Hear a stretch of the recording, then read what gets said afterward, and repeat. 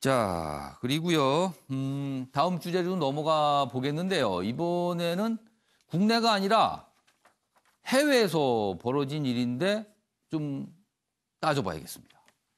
세계일보입니다. 이쪽에 기사가 있군요. 김정은 북한 국무위원장의 이복형입니다. 김정남 살해 혐의 인도네시아 여성 석방됐습니다. 살해 혐의 받고 있었는데 용의자였는데요. 재판을 받다 그냥 석방이 된 겁니다. 말레이시아 북한과 관계 개선을 의식했나 이렇게 돼 있고요. 좀 더 자세히 보겠습니다.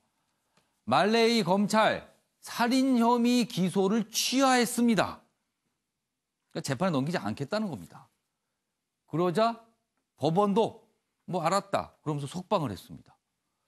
과실치사로 공소장 변경이 가능하다는 얘기가 있는데 그렇게 하지 않았습니다. 변호인 법정에서 이유 설명 안 했다. 그리고요, 이전 뭐 서방 쪽 언론에서는요, 고위층이 지속적으로 로비한 결과다.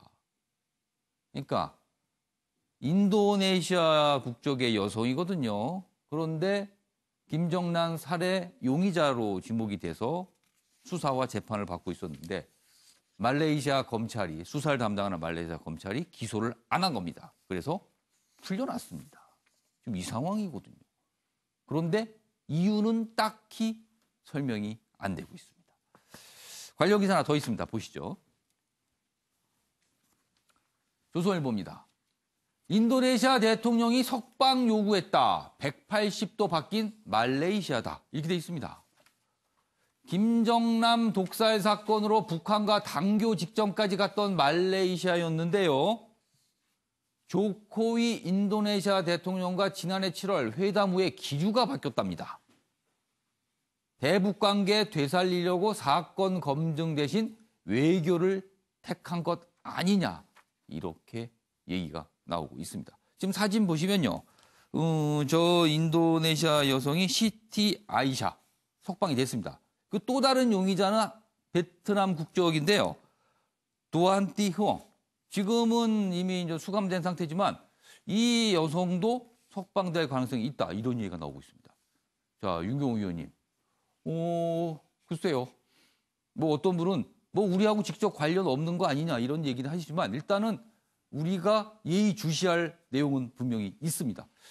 묘합니다. 그렇게 풀려나는 게. 예, 쿠알라룸푸르 공항 지금 화면에 나옵니다만 쿠알라룸푸르 국제공항에서 빚어진 테러예요. 예. 당사자들 그러니까 베트남 국적의 여성 그다음에 인도네시아 국적의 여성 두 사람은 북한인으로 추정되는 자기들에게 일을 시킨 사람이 이 일종의 몰래카메라 같은 그런 뭐 촬영을 하는 거다라고 아마 얘기를 했다고 법정에서는 계속 얘기를 하지 않습니까?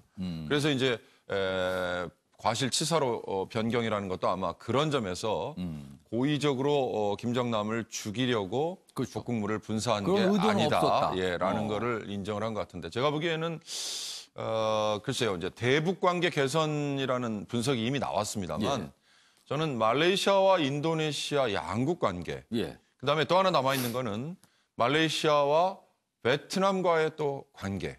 이런 것들이 지금 복합적으로 이번에 작용을 하지 않았나. 동남아시아 국가 간의 외교 관계. 예, 제가 보기엔 그런 생각이 듭니다. 물론 거기에는 북한이 비공식적으로 공식적으로 북한이 있습니다만 북한이 과연 그러면 이걸 자기들이 사주를 했고 자기들이 기획을 했다고 인정을 하는 걸로 접근을 하면 그건 또 사태가 복잡해지겠죠. 그러니까 북한은 끊임없이 발뺌을 하고 있을 수 있어요. 추정컨대. 그런 점에서 대북관계 개선이라는 거 이전에 말레이시아와 인도네시아 간의 외교관계 그리고 말레이시아와 베트남 간의 외교관계에 얽혀있는 저희들이 지금 아직 파악 못하고 있는 어떤 것이 이번 석방에 작용을 하지 않았을까. 저는 그렇게 짐작만 지금 하고 있습니다. 양지열 변호사. 죽은 사람은 있고 죽인 사람도 있습니다. 용의자가. 그런데 그 용의자는 석방이 됐고요. 그렇다면 이 사건 결국에는 이렇게 되면서 그냥 미궁으로 가는 겁니까? 그럴 수밖에 없죠. 이제 주범이라고 지금 현재 재판을 받던 사람들이 주장했던 게 북한 공작원들인데 그들은 다 빠져나갔지 않습니까? 이미 지금 북한으로 가 있는 걸로 돼 있어요. 그러니까 재판만 놓고 보면 정말 황당한 재판이에요. 왜냐하면 두 사람이 주장했던 게 잠깐 얘기 나온 것처럼 우리는 뭐 TV 쇼 같은 거 찍는 줄 알았다라고 한다면 그러면 어쨌든 그 사람들이 직접 가서 바른 거 맞잖아요. 그게 TV 쇼라고 할지라도 그럼 최소한 이게 잘못 과실은 있었단 말이에요. 그러니까 아까 여기 나오는 최소한 과실치사. 그렇죠. 그러니까 최소한 그 정도로 바꿔서 재판을 하고 과실치사지만 뭐 이게 속았기 때문에 사정이 이 사람들의 잘못을 돌리기 어렵다라는 식으로 해서 무죄 판결하더라도 그런 과정이라도 거쳐야 되는데 그냥 재판하다 말고 집에 가서 해버린 거거든요. 기소 안 해. 듣도 보도 못한 상황이에요. 게다가 정말 황당한 게 그러면 이게 딴 사람 베트남 국적 여성은 뭐죠? 왜 이 사람은 재판 지금은 남아 있어요. 남아 있는 거예요. 수감돼 있어요. 이게 요즘 하는 말로 우리가 농담처럼 흔히 하는 말로 그 멘붕이 돼버렸을 겁니다. 아마 이 베트남 여성 같은 경우 같이 분명히 활동했고 같이 발랐는데 누구는 집에 가라 그러고 누구는 살인죄로 재판받고 있다. 어제 더 많은 사람들이 깜짝 놀라겠다는 건요. 이 석방된 이 인도네 여성이요. 석방 소리 듣고 자기도 깜짝 놀랐다고 그럴 그랬어요. 수밖에 없는. 왜냐하면 저기 말레이시아 같은 경우 아직 이제 무슬림 영향이 굉장히 강하기 때문에. 살인죄는 사형입니다. 사형 집행하는 국가입니다. 지금 그 상황에서 누구는 죽음 앞에서 목전에서 풀려나고 누구는 어떻게 될지 모르는 상황이라서 말레이시아 정부의 판단이 상당히 앞으로도 한 번쯤은 더 기다려봐야 될 것 같아요. 이런 상황에서요.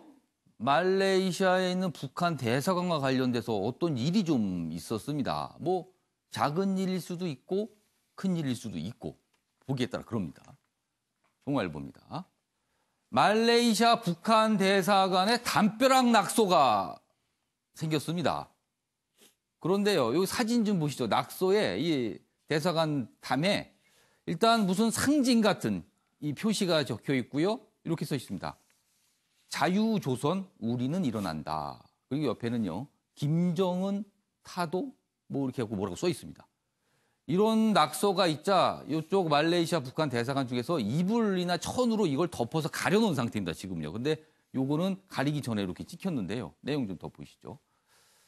뭐 이런 담벼락 낙서가 있었는데 이 자유조선이라는 곳이요. 요 옆에 보면 요게 상징, 약간 동그라미에 어떤 세모 표시가 있는데 이게 상징을 뜻한다 그러고요. 김한솔, 지금 살해된 김정남, 김정은 위원장이 이복동생 김정남의 아들입니다. 이 김한솔을 보호하고 있다고 주장하는 곳이 자유조선입니다. 그런데 이런 낙서를 했거든요. 그렇다면 이 인도네시아 용의자의 석방에 대한 어떤 항의 표시일 수도 있습니다. 이 부분이요.